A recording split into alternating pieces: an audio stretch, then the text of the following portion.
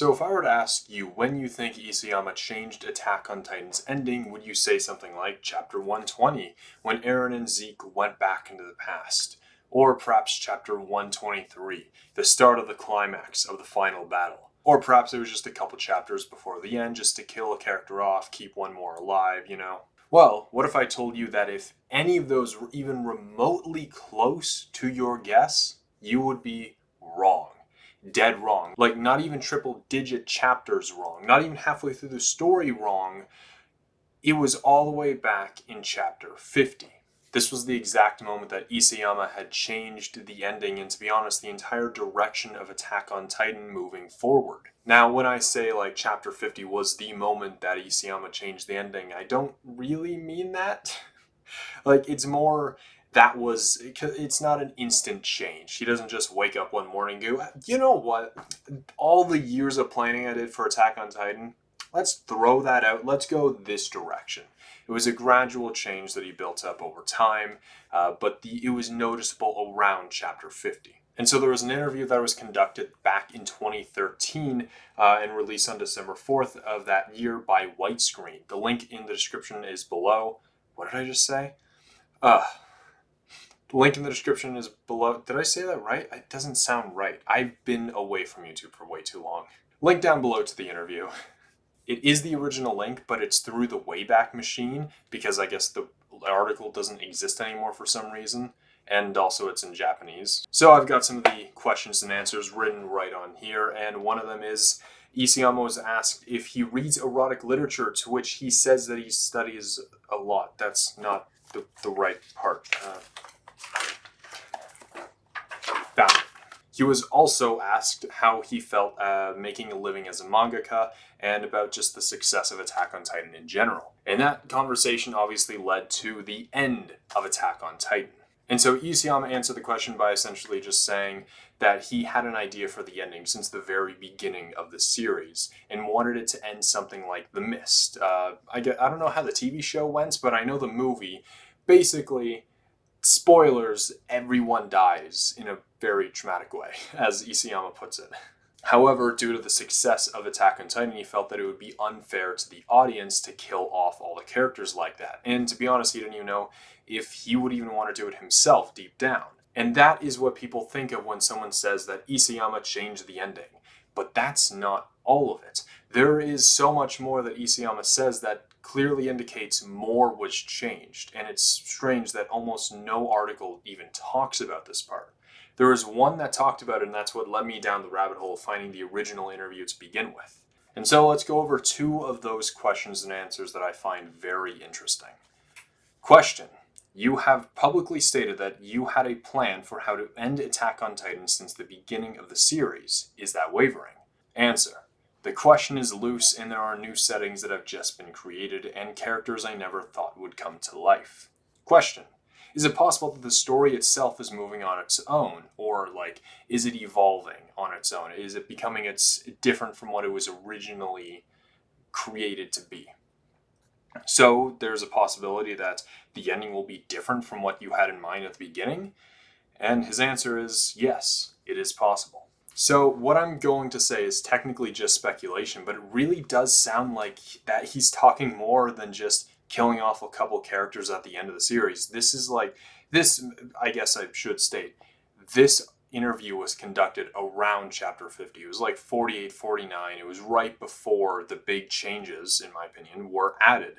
And he's talking about these changes that could affect the end of the series. He's implying that there was a big narrative change from the beginning of the series to where he is at currently, which was chapter 50-ish at the time. There is a narrative shift that he's kind of hinting at and implying. So with that being said, what could he be talking about? What changes were made and what characters, what settings were added at chapter 50, which would indicate a change of the ending? Well, let's go through all of it because there's a lot. So, what happens in Chapter 50? Chapter 50 is in the middle of the Clash of the Titans arc, where at the beginning of it, Raynor and Bertolt, which mainly Raynor, kind of reveal themselves as the Armor Titan and the Colossal Titan, and that they came from wherever they came from. They don't really state, which we now know in retrospect is Maria, but at the time it was left pretty vague. But for now, I think that we can add that to the list of change factors. Maria. That is definitely a new setting that was introduced. If, I guess technically, it's the only setting that's been introduced since the beginning of the series. So if we're talking about settings, he's definitely talking about Maria. But jumping back to Chapter 50, what happens in it? Well, it's only the introduction of the Coordinate, or rather it's changed to be called the Founding Titan. That's obviously the second item on the list, a big change there. In Chapter 51, Historia reveals that she is Historia. And in Chapter 55, it's revealed that Historia is a part of the true royal family, which also introduces the concept of royal blood. Chapter 51 introduces the fact that humans are titans. Chapter 52 is actually pretty chill and doesn't really add anything. It's kind of just a calm down chapter. I think that's one where they clean, maybe? I'm not too sure. But it's pretty chill.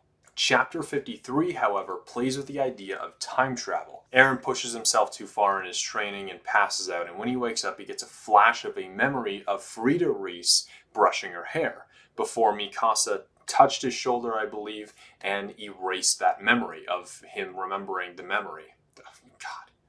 And that's literally what happened to him. He could not remember what he just saw immediately after Mikasa touched his shoulder. So she literally erased his memory. But how? I'm going off on a side tangent here. But how did Mikasa erase Eren's memory? Well, as I've explained in another video, I want to quickly go over the fact that Mikasa does have royal blood because I really believe in it. So let's quickly just run past the explanation of Mikasa being a royal-blooded person. So, Mikasa has a mother and a father. Who cares who they are? They're both dead. But one of them, her father, was raised from the Ackerman clan, a clan born and raised in Eldia since before the walls were even raised themselves. The Ackerman clan was an accidental creation of Titan experiments on the subjects of Ymir, which essentially made them Titans, but small.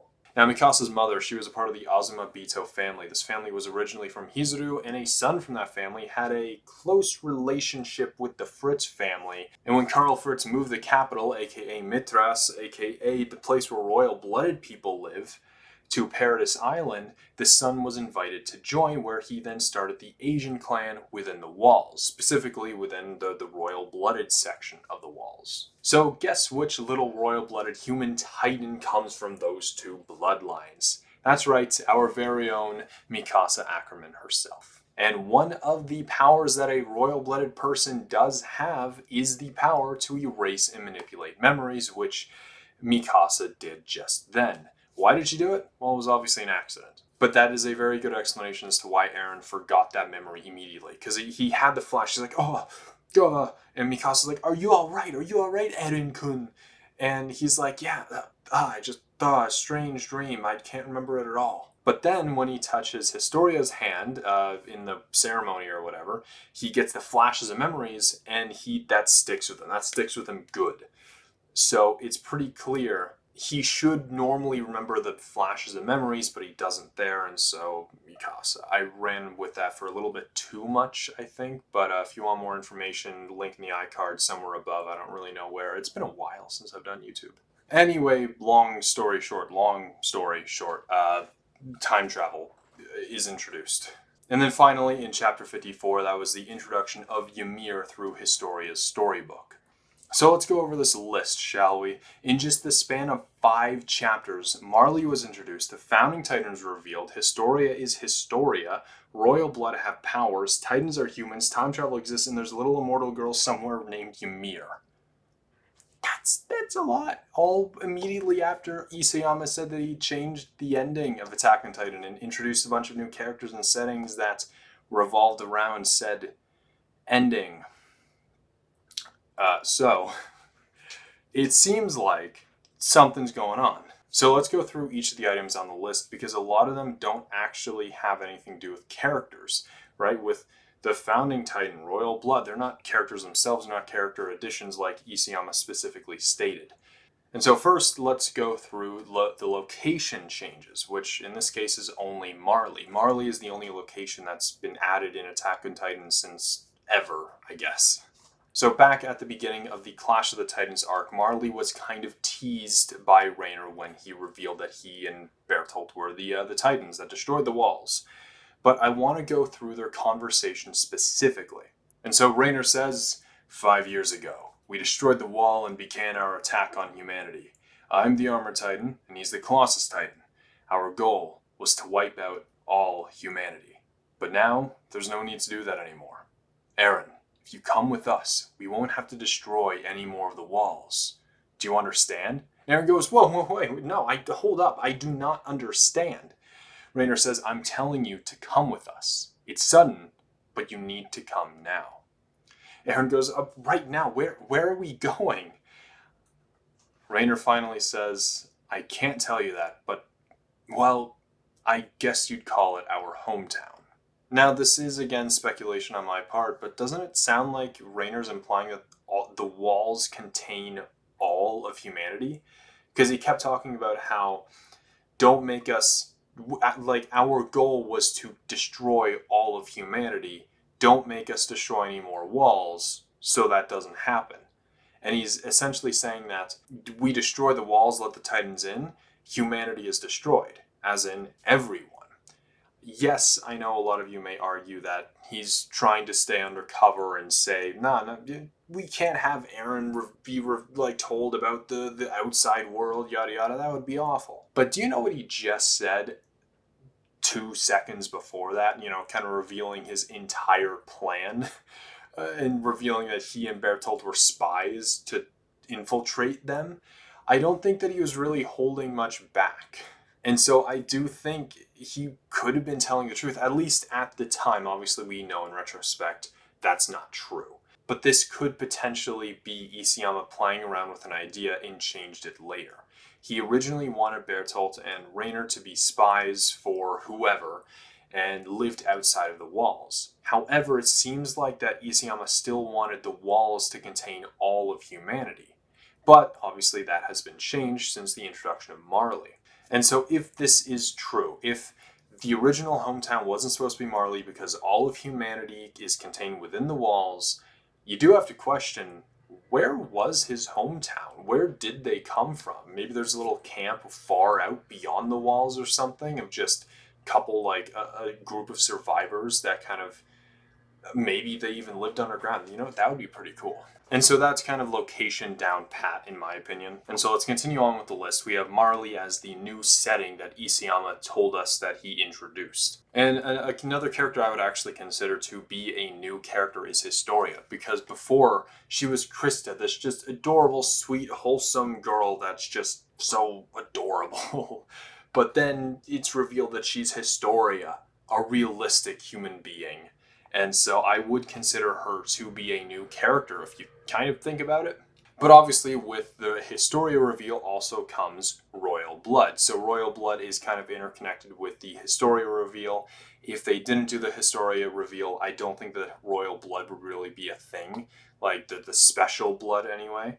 And so those are kind of 2 items checked off the changing ending list. And so in terms of new characters, next is Ymir, of course, because obviously she's related to both Historia and Frida Reis, which that is related to time travel, which Eren saw when he woke up. And of course, Ymir is also related to the Coordinate or Founding Titan, which, speaking of that just for a moment, we can tell that's a new concept that Isayama invented on the spot, because it was originally called the Coordinate for the first couple chapters they were talking about it.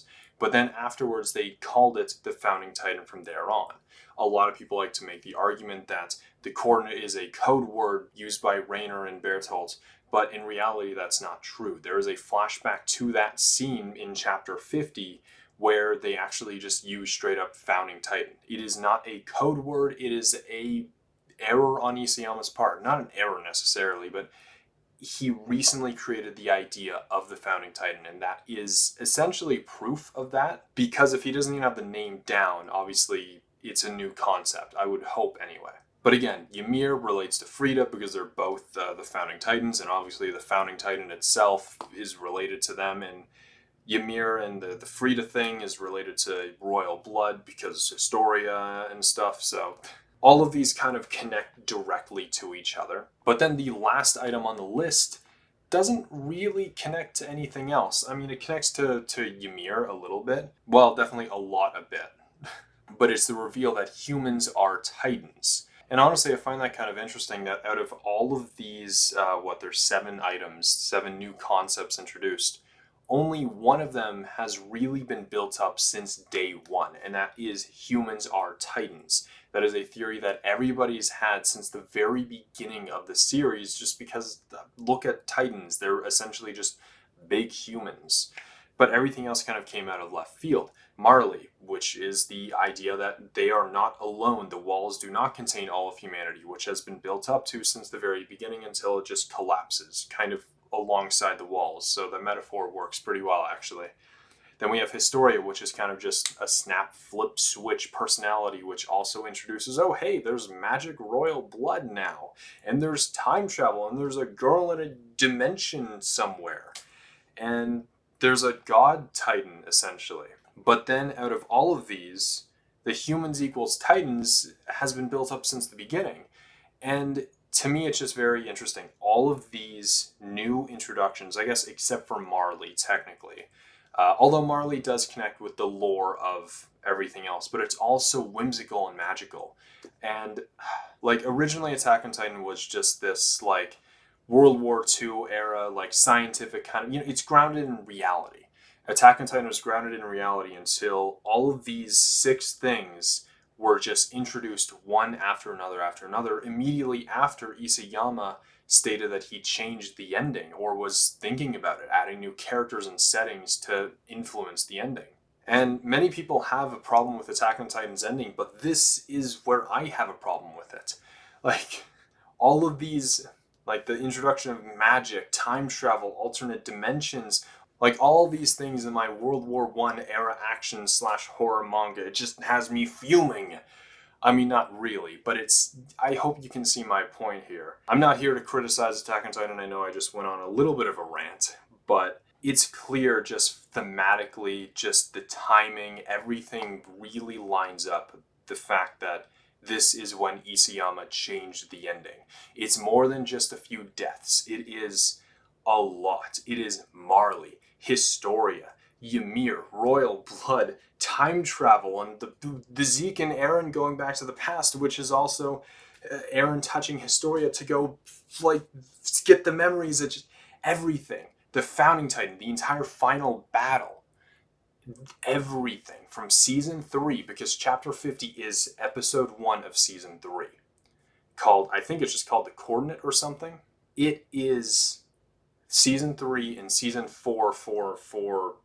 How many season 4s are there? I forget. I think there's 3 season 4s. And there's only 2 season 3s. All of that could have been entirely different. And that's what's fascinating to me. Because we have all of this kind of like almost fantasy-esque ending, which is similar to what Tokyo Ghoul did. It really changed tones halfway through the series from Tokyo Ghoul to Tokyo Ghoul Re. It went from this very serious horror manga to fantasy with elemental powers and like dragons and stuff. And it was kind of weird. It was just a random tonal shift. And it got a lot more bright and vibrant. And obviously Attack on Titan hadn't really done that visually anyway. But it definitely had, because of this influence in the ending, because again, all of these items on the list that I made were all introduced within 5 chapters of Isayama saying he wants to change the ending, and they're all relating to characters and settings in some way.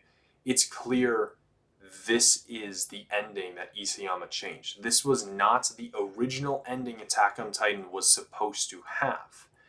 And that just makes me question, what was the ending supposed to be? I mean, I do have a couple ideas, but I think that I'll save them for a later date. So, I hope you enjoyed this video. Sorry for the rants near the end. I hope it's alright. I know the Attack on Titan fans hate Attack on Titan anyway, so I think what I said was very mild in comparison. So, I hope you enjoyed the video, and if you did, give it a like and subscribe. I'll be posting a lot more, hopefully. So I will see you in the next time video. Goodbye. I don't know how to... It's been a while. Goodbye.